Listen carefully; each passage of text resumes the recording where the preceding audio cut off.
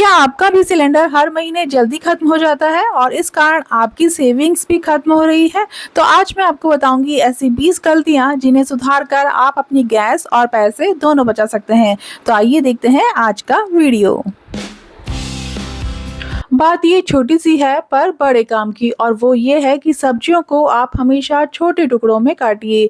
बड़ी कटी हुई सब्जियों को गलने में ज़्यादा समय और गैस लगती है। अगर आप सब्जियों को छोटे और इक्वल यानी कि एक जैसे समान टुकड़ों में काटेंगी तो वे जल्दी पक जाएंगी।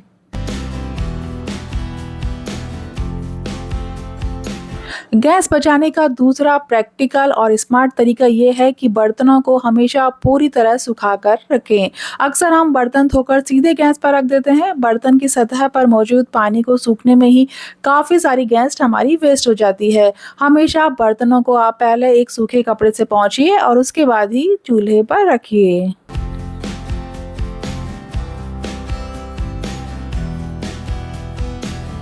छोले, राजमा, चने ये सब खाने में तो बड़े टेस्टी लगते हैं, पर प्रॉब्लम ये होती है कि इन्हें गलने में बहुत समय लगता है। इसलिए आप इन्हें ओवरनाइट भिगोने के बाद ही बनाइए। और अगर जल्दी है तो कुकर में सीटियों पर सीटियां मत लगाइए। ऐसा करने से हमारी बहुत सारी गैस वेस्ट होती है। इसलिए थोड़ी प्री प्लानिंग करके रखिए। और दूसरा, अगर आप सीटियों पर सीटियां लगाकर चने, राजमा या छोले को पकाते हैं तो ये सेहत के हिसाब से भी सही नहीं है। यहाँ पर मैं आपको एक आइडिया देना चाहूँगी कि अगर आपको जल्दी ही है तो आप थर्मस का उपयोग कीजिए। छोले, राजमा, चने जो भी आप बनाना चाहती हैं तो सबसे पहले आप उसे थर्मस में डाल दीजिए और उसमें गर्म पानी डालकर उसे 2 से 3 घंटे के लिए छोड़ दीजिए। गर्म पानी हमें थोड़ा ज़्यादा भरना है क्योंकि चने फूलकर थोड़े ज़्यादा क्वांटिटी में हो जाते हैं, इसलिए आप थोड़ा स्पेस का ध्यान रखिएगा और पानी थोड़ा ज़्यादा लीजिएगा। अब 2 से 3 घंटे में ही आपके चने रेडी हैं कुक होने के लिए।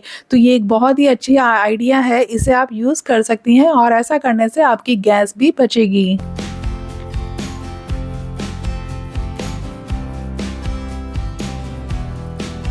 गैस बचाने का एक और बेहतरीन तरीका है और वो है सही बर्तन का चुनाव। बर्तन का आकार बर्नर के हिसाब से होना चाहिए। अगर छोटा बर्तन आप बड़े बर्नर पर रख देंगे तो आग की लपटें बर्तन के बाहर निकलेंगी और गैस बर्बाद होगी। इसलिए जिस साइज़ का बर्तन है उसी साइज़ के बर्नर का आप चुनाव कीजिए और उसी पर आप खाना बनाइए। यहाँ देखिए, सबसे बड़े बर्नर पर ही मैंने बड़ी तपेली, छोटे बर्नर पर छोटी तपेली और सबसे छोटे बर्नर के लिए मैं छोटी तपेली का यूज़ करती हूँ। तो ये एक सही तरीका है।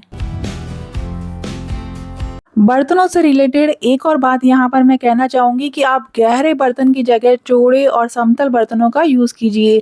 ऐसा करने से ये होगा कि आपकी गैस की जो पूरी लपटें हैं वो आपके बर्तन को मिल पाएगी और आपका खाना जल्दी पकेगा। इसलिए इस तरीके की जो कढ़ाई है, गहरी की जगह इस तरीके के फ्लैट सरफेस वाले जब सब बर्तन का आप यूज़ करेंगे तो ये ज़्यादा अच्छा रहता है खाना पकाने के लिए। तो मोस्टली मैं इसी में अपनी सब्ज़ी वग़ैरह पकाती हूँ। कढ़ाई में मैं सिर्फ़ पूड़ी वग़ैरह तलने के लिए ही उसे यूज़ करती हूँ।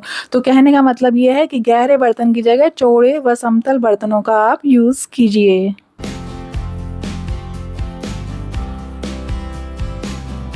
अब यहाँ देखिए, हमेशा जो बर्तन रखने के बाद ही आप गैस को ऑन कीजिए, इससे भी आपकी काफ़ी गैस बचेगी। यहाँ देखिए, मैंने एक तपेली में पानी भर के रखा है और छोटा बर्तन है इसलिए सबसे छोटे बर्नर का ही मैं यहाँ पर यूज़ कर रही हूँ। तो यहाँ पानी भर के हमने रखा है और इसको मैं ढककर पकाऊँगी, जिससे क्या होगा कि पानी जल्दी गर्म होगा। इसलिए जो भी आप पका रही हैं कोशिश कीजिए हमेशा भले ही पानी हो चाहे कुछ भी, हमेशा उसे ढक कर ही पकाइए। ऐसा करने से आपका काम जल्दी होता है और आपकी गैस की बचत होती है। और दूसरी बात, जो मेन बात मैं यहाँ पर बताना चाहती हूँ वो ये है कि अगर आपको दिन में कई बार गर्म पानी या चाय की ज़रूरत पड़ती है, जैसे आपके घर में कोई बीमार है, सर्दी खांसी है तो बार-बार गर्म पानी करना पड़ रहा है, या आपको चाय पीने का बहुत शौक है तो बार-बार पानी या चाय उबालने की जगह आप हमेशा थर्मस का यूज़ कीजिए। ऐसा करने से आपको बार-बार गैस जलाने की ज़रूरत नहीं पड़ेगी, आपकी गैस ऑटोमेटिकली बच जाएगी और आप भी फ्री रहेंगी।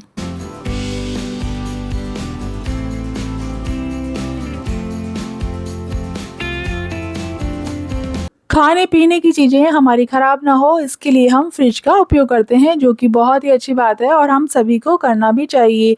पर ध्यान देने की बात ये है कि फ्रिज की चीज़ों को सीधा गैस पर ना रखें। अगर आपने फ्रिज से दूध, सब्ज़ी या आटा जो कुछ भी आपको निकालना है, तो उसे कम से कम 1 घंटे तक बाहर रहने दें, ताकि वह रूम टेम्परेचर यानी कि सामान्य तापमान पर आ जाए। ऐसा करने से आपकी गैस की बचत होती है, क्योंकि ठंडी चीज़ों को गर्म करने में बहुत ज़्यादा गैस लगती है।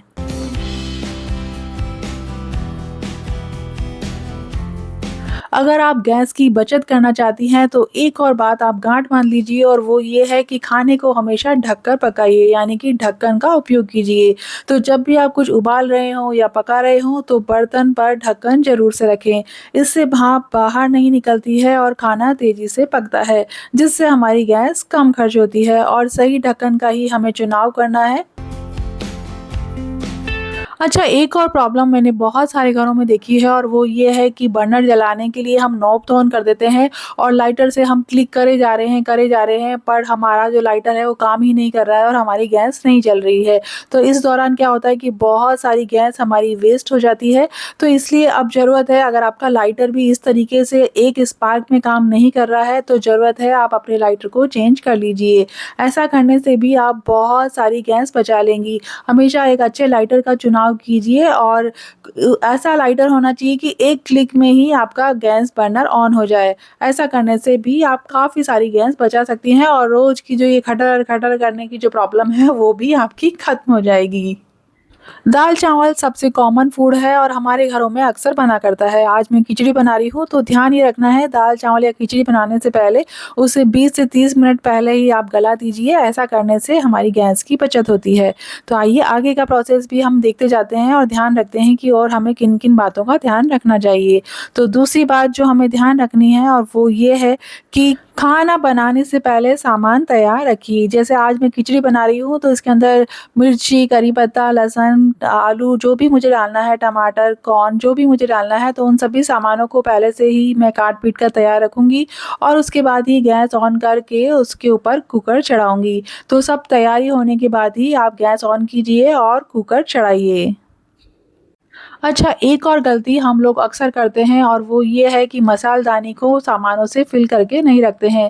जब हम खाना बनाते हैं और जब मसालदानी खोल कर देखते हैं, तो देखते हैं कि उसके अंदर जीरा खत्म हो गया है, कभी राई खत्म हो गई, कभी हींग नहीं है, तो कभी लाल मिर्च खत्म हो गई है। तो ध्यान रखिए, आप अपनी मसालदानी को प्रॉपर्ली फ़िल करके रखिए और उसके बाद ही खाना पकाइए।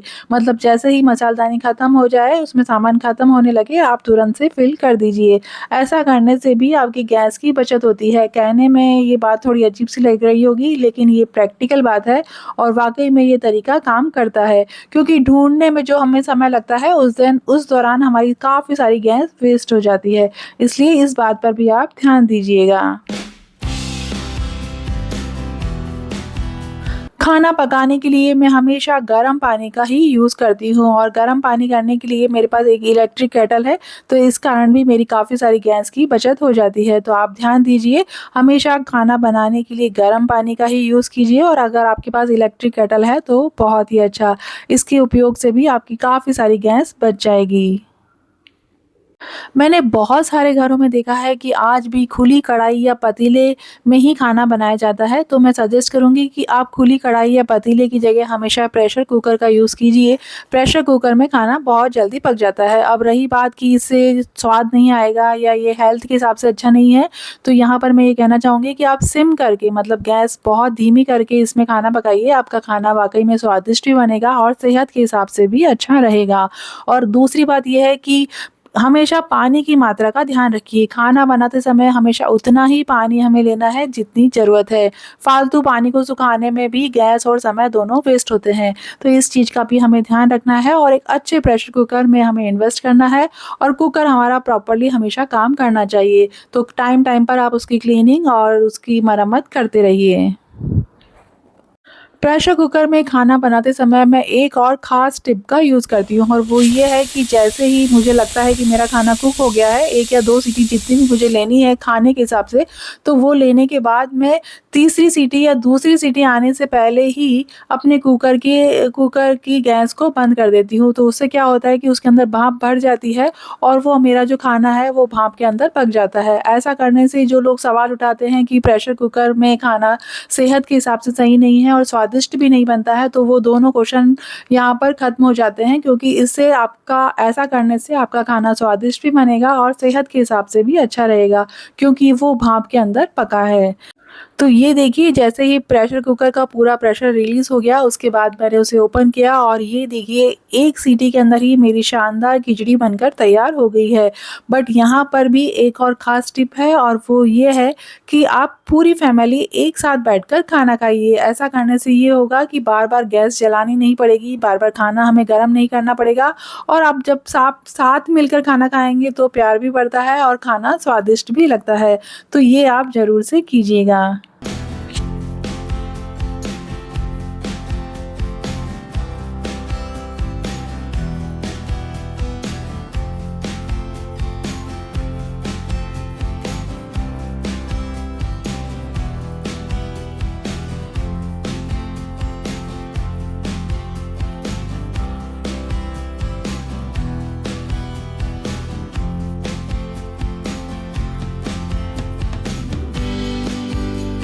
दिन भर हम अपनी गैस पर कितनी सारी टेस्टी डिशेस बनाते हैं, पर उसे भी थोड़े पैम्पर करने की ज़रूरत है। अगर आपको दिख रहा है कि आपकी गैस की लो पीली, लाल या नारंगी सी हो रही है, तो इसका मतलब है कि आपका बर्नर गंदा हो गया है और गैस ज़्यादा खर्च हो रही है। इसलिए इसे टाइम-टाइम पर आप क्लीन करते रहें। इसके लिए हमें कुछ विशेष नहीं करना है, घर पर ही आप इसे आसानी से क्लीन कर सकती हैं।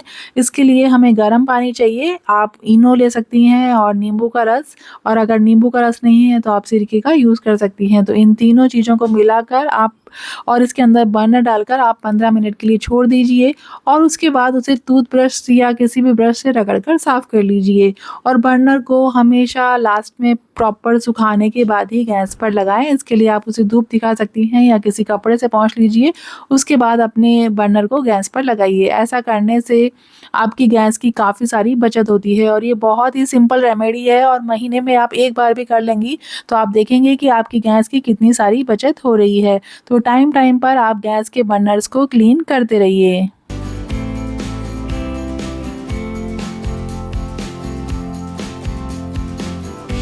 देखिए, गलती हम सभी से होती है। खाना बनाने के दौरान खाना कभी-कभी गैस के बर्नर पर गिर जाता है। तो अगर आपके गैस का बर्नर ब्लॉक हो गया है, रुक गया है, तो उसके लिए आप टूथपिक या पतली तार से बर्नर के छेदों को साफ़ कर दीजिए, ताकि गैस का बहाव यानी कि जो फ्लो है, वो एकदम सीधा और तेज़ रहेगा। तो सिर्फ़ थोड़ी-सी जगह अगर खाना गिरा है, तो ये ट्रिक काम करती है। आपको पूरा बर्नर साफ़ करने की ज़रूरत नहीं है। तो ये देखिए इस तरीके से टूथपिक आप उसमें घुसाइए, जहाँ-जहाँ पर भी ब्लॉक हुआ है तो वो खुल जाएगा और आपका गैस प्रॉपर्ली काम करने लगेगा। तो ये एक बहुत ही अच्छी तरीका है अपने गलतियों को ठीक करने का। टूथपिक जब हाथ में ली है तो लगे हाथों में गैस के जो ये नॉब होते हैं यहाँ पर भी काफ़ी सारी गंदगी इकट्ठी हो जाती है, तो उसे भी मैं इसी इसी टूथपिक की सहायता से क्लीन कर देती हूँ। तो ऐसा करने से हमारे गैस के जो नॉब हैं वो बरोबर काम करते हैं। अगर आपके गैस नॉब अटक गए हैं तो आप उन्हें बाहर निकाल के भी क्लीन कर सकती हैं, नहीं तो आप उन पर थोड़ा-सा ऑयल लगाकर भी उन्हें स्मूथ बना सकती हैं। तो ये एक बहुत ही अच्छा तरीका है इन्हें इन्हें क्लीन रखने का।